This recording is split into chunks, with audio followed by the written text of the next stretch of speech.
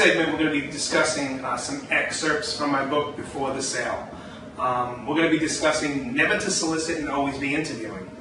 And I'm going to break that down for you. What that actually means is, for instance, when you're at a network meeting, you're going to hand out your card, and most people are going to forget you by the next day. But you're going to hand out that card, and you're going to have your 60-second elevator speech. And typically that's pitching what you do. The reverse of that would be to interview. And what that would be to be more concerned about what they do. And I've made my whole career out of doing this. So what I like to do is I like to set those appointments up. And I like to find related industries. I'm not just going to hand my card to anybody. I need related industries. So let me give you an example of what a related industry would be. Let's say you're a real estate agent. Well, that would be a mortgage broker, a title company, a home inspector, a real estate attorney. These would be related businesses. So what I like to do is I like to find those. If I'm at a network meeting, I'll grab a bunch of cards, but when one hits me and it's related, I'll make an appointment with that person and I'll share with them that I'm scheduling that appointment so I can give them business. And I want to go and interview them. So I'll go to the real estate attorney's office and he's going to see me because I'm not soliciting him saying, hey, this is what I do and I want you to refer me. I'm saying, I have a lot of people to bring you. And I'm going to bring you people, so I want to interview you. I want to see what your services are like. And if granted, he might say, well, don't you have anybody in your loop already that does what I do? And I'm going to say, well, I geographically refer. I have clients all over the place. I don't want to drive 10 miles to one of my people. Or one of my lawyers or home inspector. So I'm going to go in and I'm going to tell him, listen, you might know more about something in one area. You have a specialty that one of my other real estate attorneys does not have. So in this case, I'm going to go and interview them. I'm going to find out everything I can about them. This way, I'm educated about their service, and when somebody needs a service like that, I'm going to be able to speak intelligently about their industry or their firm or their business.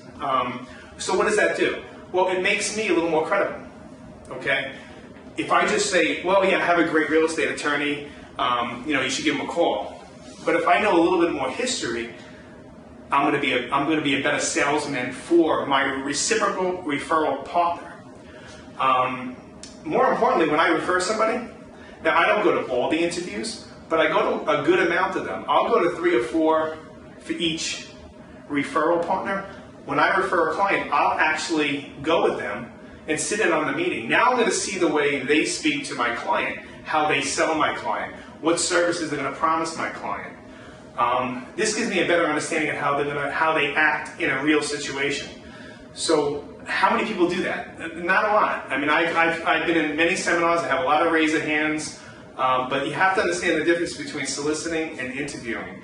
It's a very powerful a twist on networking. So what I like to do is form a group of 10 specialists. So you're going to find many people in your industry that are related, but you want to work with a core group of 10. In that core group, those are going to be the ones you're going to refer all the time. Now, so let's say if I'm a real estate agent, I get my mortgage broker, I get my home inspector, my attorney, my title company. Let's say I get my top 10. Am I done interviewing? Absolutely not. Because I can be interviewing real estate attorneys for the rest of my life, especially geographically, but for the rest of my life. I might find one that I like better now that my top one that's in my top 10 is now not in my top 10 anymore. But the point is, by interviewing, I'm able to eventually share what I do to them, because they're going to ask. I'm interviewing them for my clients, so I can refer my client to them. But at the end of the day, they're going to ask me what I do. So if I'm out interviewing every single day, I'm meeting a lot of people. I can probably interview 100 real estate attorneys this year and get me in front of them to share what I do. So now you have to have a certain confidence level on what you do, because you're going to be in front of a bunch of professionals. In our last segment, we spoke about being a professional, being the best you can be, and having all the tools, being able to go over all your objections, because you're going to be in front of people that are related business. They're going to have questions for you, and you better be able to handle those objections. So, like I said in the previous segment, go over every single possible objection you could possibly get and have an answer to every single one you could possibly get. So let's talk about that top 10. Now you've went out, you did your due diligence, you've met with everybody that you can possibly that relates to your business, and you formulated your top 10. Well, they're your top 10, but you're a part of their group now because you're going to educate them to work for you. That's the core top 10. Think of it like a network group that you belong to. But only this network group is all related industries, like I believe every network group should be. Instead of worrying about the how much money the network group is going to make to have a network group, you need to have related businesses, or it doesn't.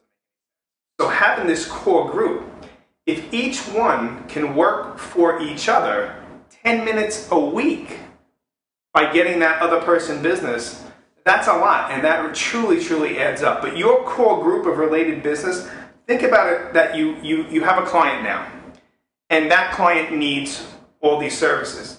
Just imagine that they came to an office and all your 10 people, your reciprocal referral partners, your team, your top 10, they're going to be able to answer some questions and assist that client better than they would ever have been assisted in an individual setting or in a setting that you just say, hey, I know somebody. And these are your core group. You know for certain, because you've interviewed them, that they're your best. They're your best referrals. So you know they're going to help that client. Now, I'm not saying in the perfect world it'd be great if we're all in one room and we can help a client. I'm saying to imagine that. But independent meetings surrounding your client around these top 10, that's what it's going to feel like to them. And they're going to love you because you've done that.